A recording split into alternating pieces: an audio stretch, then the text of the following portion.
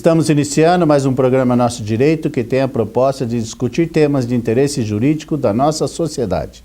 O programa Nosso Direito é produzido pela TV Uniara em parceria com o curso de Direito da Uniara.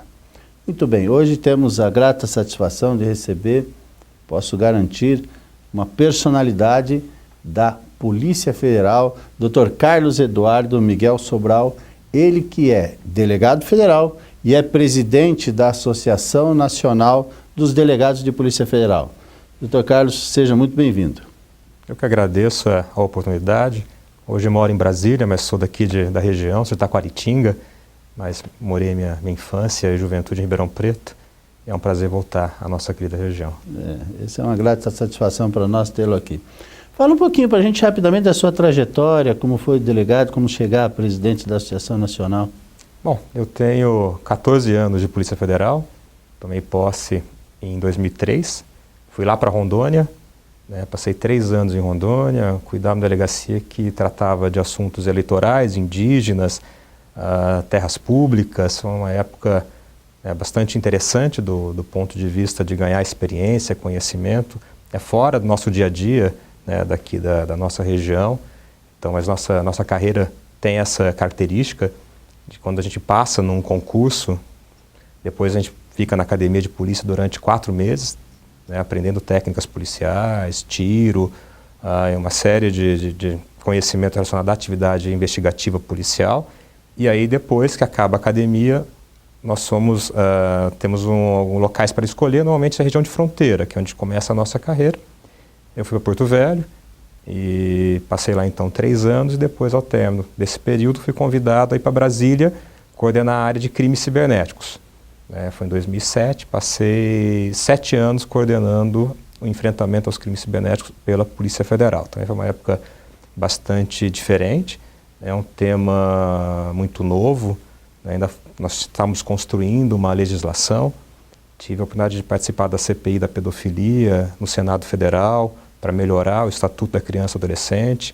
Conseguimos aprovar a legislação que mudou o artigo 241 do ECA, criminalizando uma série de condutas relacionadas ao abuso de criança e adolescente, inclusive na internet. Depois tivemos a oportunidade de trabalhar na Lei Carolina Dickmann, que trata da proteção da informação, de invasão de dispositivos, de computadores, que era uma demanda da sociedade. Hoje a informação é um ativo muito valioso, é um bem jurídico que deve ser tutelado. Então nós não tínhamos uma proteção no Código Penal, alteramos também o Código Penal para proteger a informação armazenada em dispositivo de informação, de comunicação, um computador. E também participei do Marco Civil da Internet, que é uma discussão importante, que precisava regulamentar direitos e obrigações de usuários e de empresas provedoras de aplicação ou de acesso à internet. Também foram 4 anos de debates que resultou nesse conjunto de legislação. Marco Civil da Internet, Lei Carolina Dickmann e a mudança do ECA. Então foi um período bastante produtivo, bastante enriquecedor do ponto de vista pessoal e profissional. Até dezembro do ano passado eu estava coordenando a parte de TI da segurança dos Jogos Olímpicos da Rio 2016.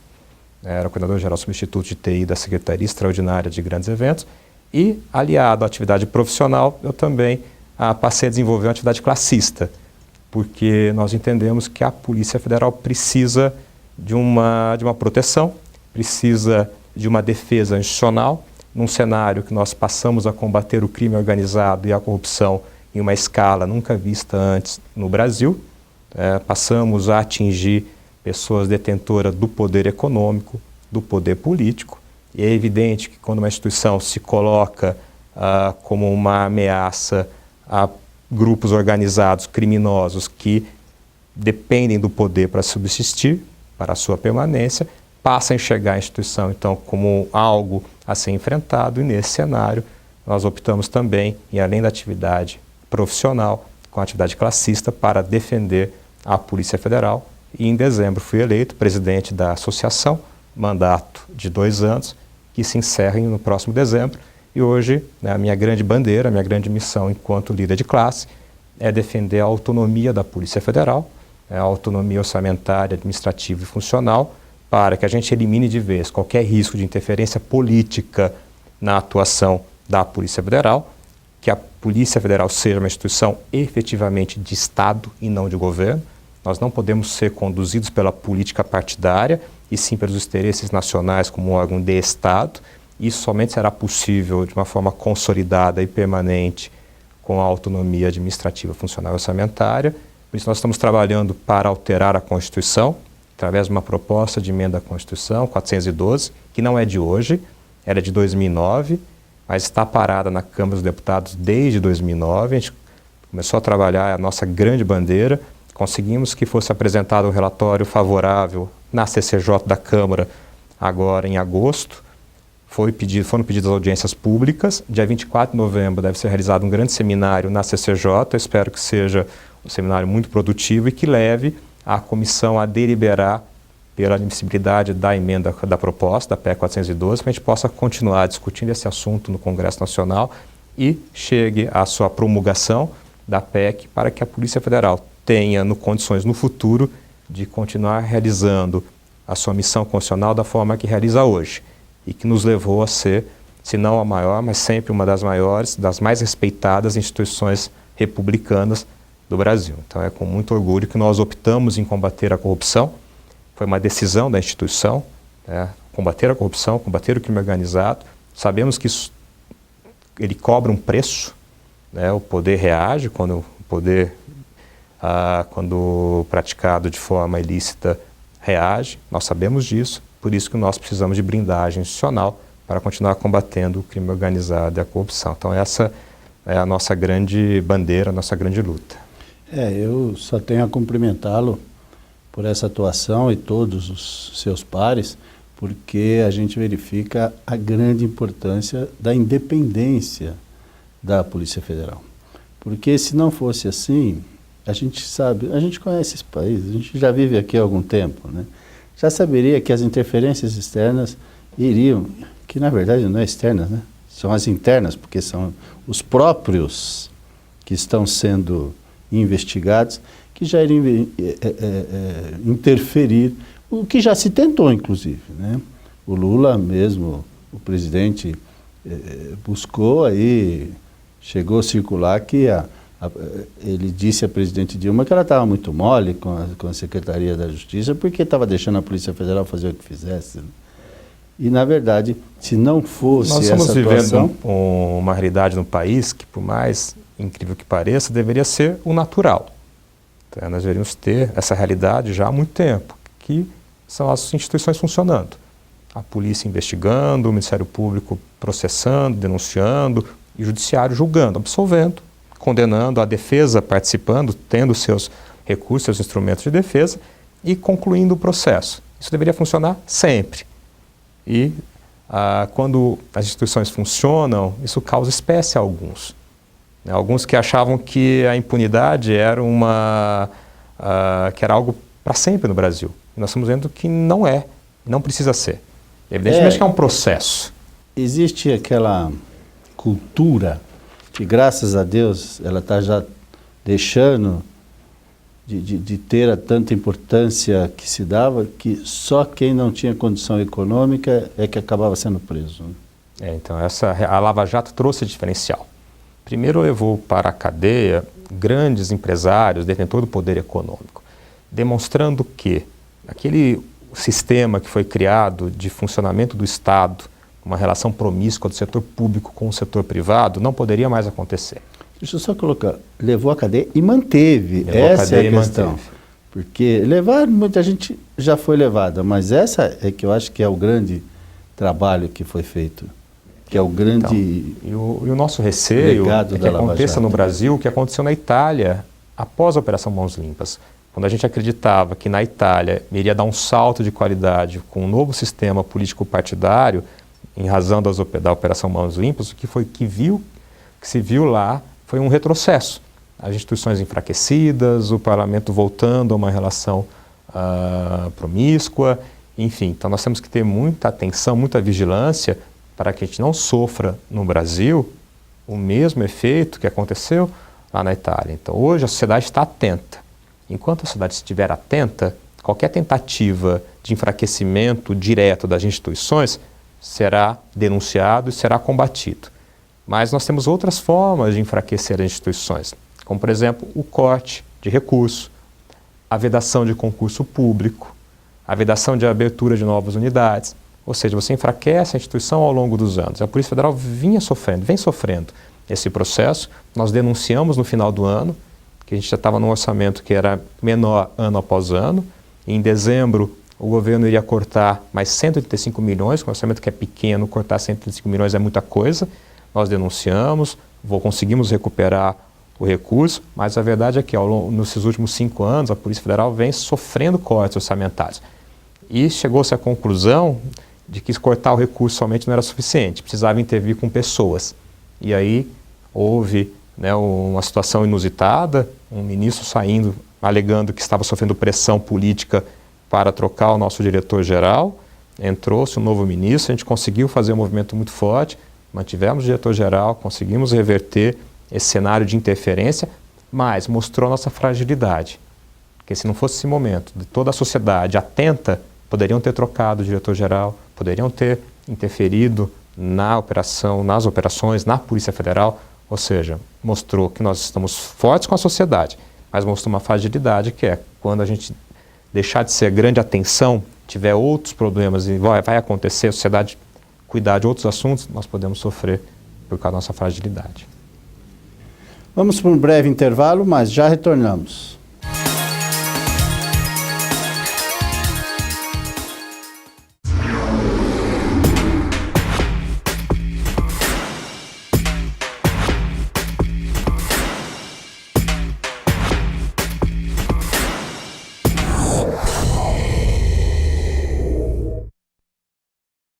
Vou passar um dado importante para você. Não, tô falando de outro dado, algo que pode mudar sua carreira profissional. Você sabia que os profissionais que vão além da graduação têm os melhores salários do mercado de trabalho? E que o ensino à distância cresce cada vez mais acompanhando os avanços das tecnologias que aumentaram a qualidade desses cursos? A Uniara é uma instituição que tem tradição de quase meio século em formar grandes profissionais. São mais de 300 cursos de pós-graduação presencial e à distância, com qualidade para ampliar seus horizontes. Invista mais em você. Faça pós-graduação na Uniara. Qualidade que te leva além.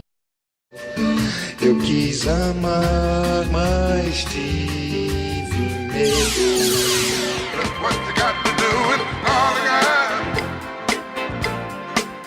Uniara FM.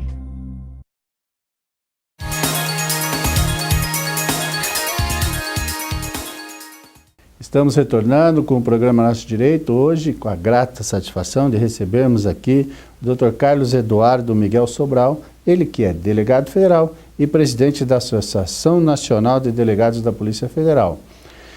Dr. Carlos, no primeiro bloco, falou muito para a gente de sua trajetória, do seu trabalho e especificamente já tratamos um pouquinho sobre a Lava Jato. Eu gostaria que o senhor aprofundasse um pouquinho mais desse trabalho tão importante e essencial para a sociedade brasileira, que é a atuação da Polícia Federal nos casos de corrupção, mas dos grandões. Né? Da Marx corrupção, né, como a gente chama.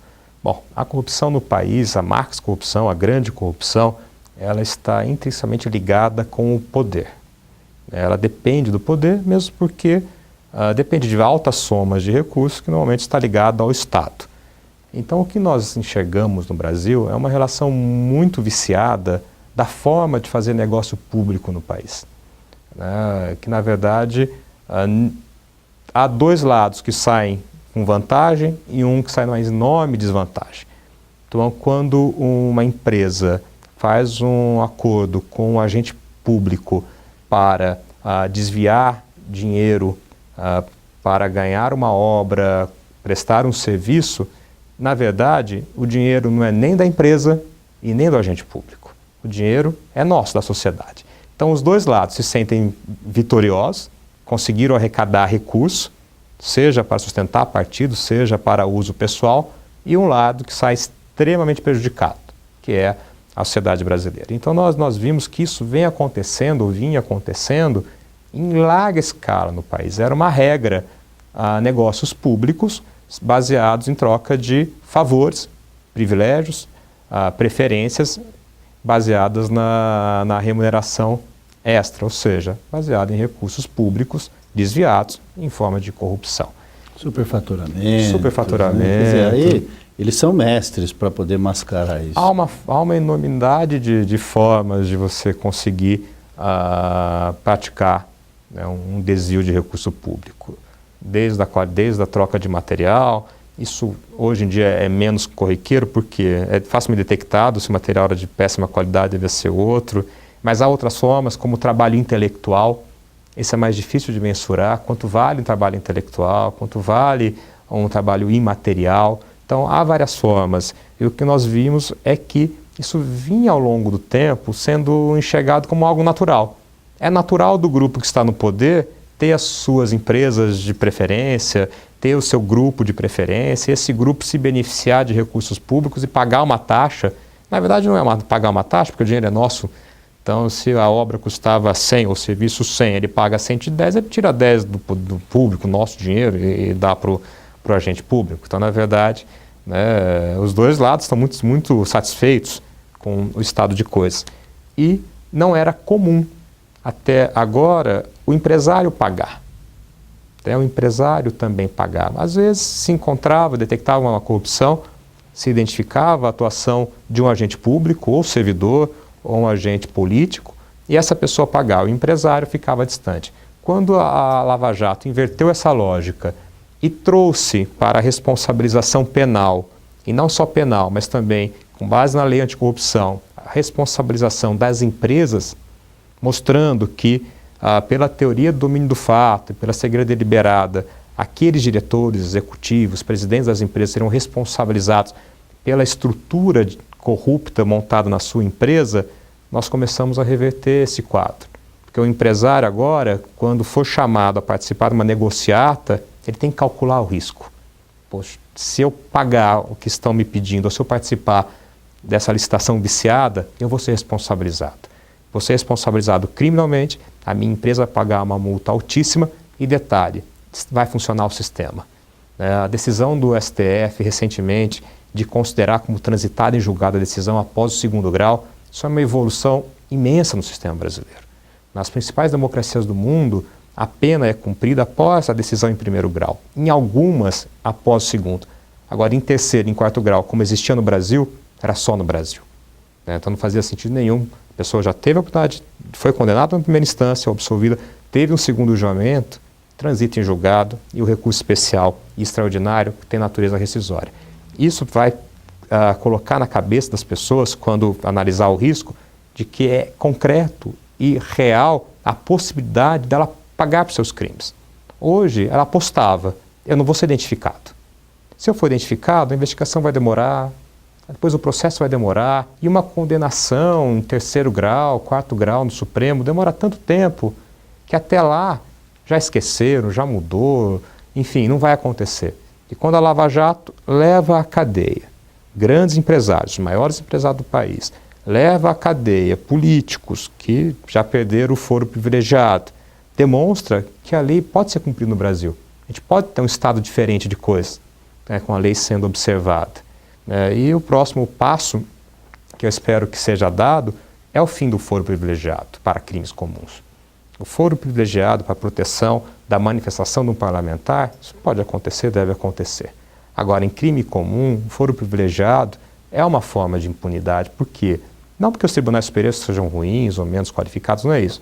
É que eles não têm vocação de corte criminal. Tribunal Superior não é corte de apelação ou corte de instrução. É corte de pacificação da jurisprudência, de interpretação da jurisprudência em alto nível. É corte constitucional ou no STJ, alguma corte de pacificação das normas infraconstitucionais. Não é corte criminal, ele não tem vocação criminal. Por isso que os processos no Tribunal Superior, nos tribunais superiores, STJ, STF, se prolongam.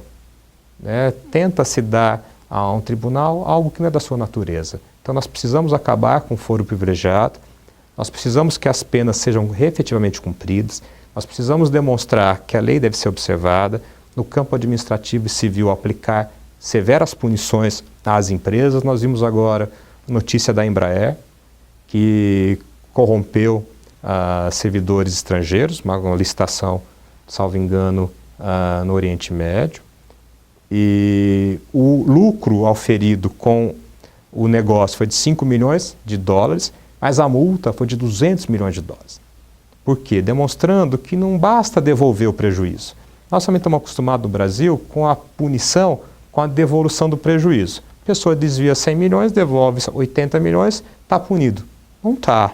Ela teve lucro de 20. Então, multa, na verdade, é você pagar algo muito maior daquele prejuízo que você causou.